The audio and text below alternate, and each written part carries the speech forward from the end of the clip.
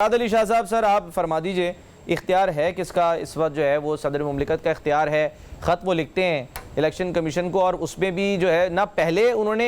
अपने इख्तियार का प्रॉपर इस्तेमाल किया और ना अब भी जो है वो जो मेरे सामने ख़त लिखा है उसमें जो अल्फाज हैं, मतलब हैरानी है इस बात की। वो कह रहे हैं कि जी may seek guidance from the superior judiciary for announcement of a single date. अपनी तारीख दे भी रहे हैं वो 6 तारीख की, 6 नवंबर की, और फिर कह रहे हैं कि जी इस पर भी आप जो है वो गाइडेंस ले लीजिए सुप्रीम कोर्ट से। देखिए सलमान साहब, मैंने तो अभी आपको जो प्रीवियस हम बात कर रहे थे मैं उसी को आगे लेके चलूंगा कि देखें इदारों को अपनी अपनी लिमिटेशंस के अंदर रहना होता है। इलेक्शन कमीशन जो है वो एक इंडिपेंडेंट इदारा है, उसका एक पर्पज़ है, उसकी मैकेनिज़्म है जिसके तहत उन्होंने इलेक्शन करवाने हैं। और इलेक्शन सिर्फ और सिर्फ ये नहीं है कि आपने एक सिनेमा में बैठना है और उन्होंने एक फ़िल्म चलानी है और 3 घंटे के बाद हर चीज़ कम्प्लीट करके आप अपने घर देखें। प्रॉपर सीक्वेंसेस हैं, अभी आपके सामने मरदमशुमारी हुई है, उसके हवाले से लिस्ट हैं, लिमिटेशंस हैं, मुख्तलिफ हल्का बंदियों के हवाले से इश्यूज़ हैं, बहुत से प्रॉब्लम्स हैं जिसको इलेक्शन कमीशन ने देखना है, जिसको फैक्ट्स फाइंडिंग ना कोई मौजूद अदालत ने करना है ना किसी प्रेसिडेंट ने करना है। तो एक डिपार्टमेंट जो है तारीख देना या उसके इंतजामात करना, ये तो इलेक्शन कमीशन का काम है। ये तो बड़ा सेटल सा लॉ है और ये को हम इंग्लैंड में नहीं है कि जहाँ पे हमारे पास रिटन कॉन्स्टिट्यूशन नहीं है या हमारे पास इलेक्शन एक्ट जो है वो हमारे पास कोडिफाइड फॉर्म में नहीं है, तो हम कहें कि जी हम अंदाजे लगाएं या हम प्रीवियस कस्टम्स को हम लेके आएँ कि जी पहले क्योंकि इलेक्शन जो था वो प्रेसिडेंट के सीक्वेंस पे हुआ था, उनकी दी हुई डेट पे हुआ था, तो हम उसी को ले लें। सर फिर तो हमें ये देखना पड़ेगा जो है सदर मुमलिकत जो है सवाल करने वाले ये पूछ रहे हैं कि फिर वो क्या कर रहे हैं, यानी कि वो खाना पूरी कर रहे हैं, वो एक तरफ ये पैगाम भी दे रहे हैं अपनी जमात को कि भाई देखो मैं फाइट कर रहा हूं तुम्हारी, लड़ रहा हूं मैं, लेकिन सामने से जो है वो मैं तो समझता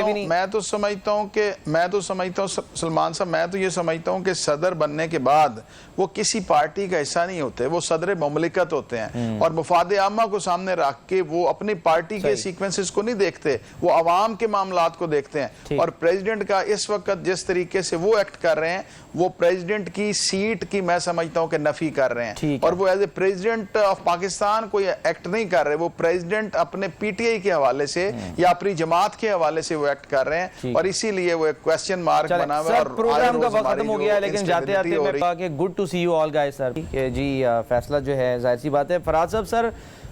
3 रुकनी ज़ाहिर है ये जो है वो बेंच था, लेकिन एक जज साहब जो हैं वो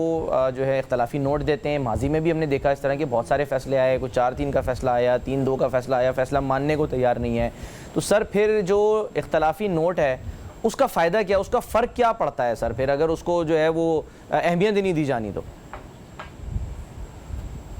देखिए बात यह है कि ये आरिफ चौधरी साहब ने जो बात की है, बात तो ठीक है कि राय जो है वो अक्सरियत की देखी जाती है और इसीलिए बेंच जो है वो 3 की सीक्वेंस इसीलिए होता है या 5 के सीक्वेंस इसीलिए होता है कि अक्सरियत जो है वो 3-2 की होगी या 2-1 की होगी। लेकिन देखिए इस फैसले के अंदर बहुत इंपॉर्टेंट बात यह है, मैंने पहले बात की थी कि टाइम लाइन बड़ी इंपॉर्टेंट थी कि आपको बिल्कुल आखिरी लम्हे पे जाके फैसला आप दे रहे हैं और उसमें जो इख्तलाफी नोट है वो इसलिए इम्पोर्टेंट हो गया। आम हालात में तो अगर ये फैसला होता तो शायद इख्तलाफी नोट जो है वो इतना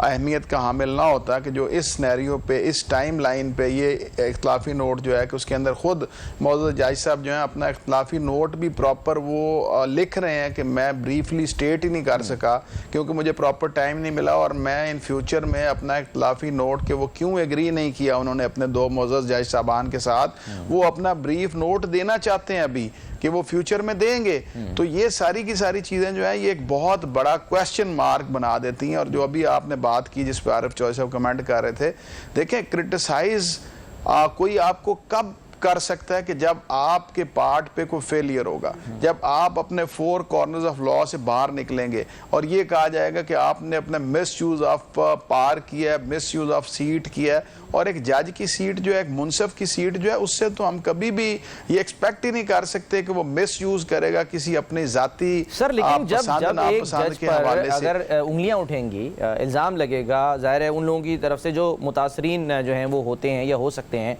तो वो अगर ख़ुद को उस बेंच से अलग ना करें या फुल कोर्ट ना बनाएं तो फिर तो वो आपको लगता है वो हक बजानिब हैं कि जो उनका एतराज़ है वो दुरुस्त है? सलमान साहब, आपने जो बात की है, आप मेरी बात को ही सेकंड कर रहे हैं। मैं ये कहता हूं कि ये तो फिर आप खुद एक बहुत बड़ा क्वेश्चन मार्क दे रहे हैं कि लोग उस पर डिस्कस करें, लोग उसको क्रिटिसाइज करें उस पर। लेकिन मैं एक और बात इसके साथ ये रखना चाहता हूं सलमान साहब कि एक पॉजिटिव क्रिटिसिज्म होना चाहिए, लेकिन जो अब सोशल मीडिया ट्रोलिंग शुरू होगी है, ये नहीं होनी चाहिए। हमें इसको रोकना पड़ेगा। बिल्कुल, वो तो काबिल कबूल है ही नहीं।